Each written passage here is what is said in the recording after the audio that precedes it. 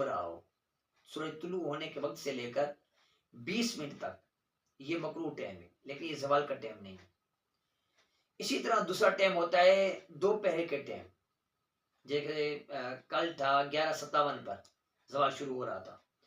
मुख्तलिफ औकात में ज़वाल का टाइम मुख्तलिफ होता है, फिर ज़ोहर का टाइम मुख्तलिफ होता है। तो ज़ोहर से पहले का जो टाइम होता है ना, ज़ोहर से पहले का जो टाइम वो ज़वाल का टाइम होता है।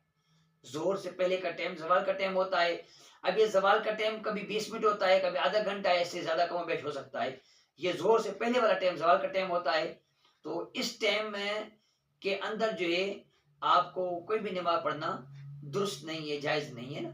इसी तरह तीसरा टाइम होता है गुरूब आफ्ताब, जब लाल सूरज हो जाए उस वक़्त उस दिन की असर पढ़ सकते हैं, इसके अलावा नमाज़ कोई नहीं पढ़ सकते, जायज़ नहीं है, ना कज़ा ना अदा।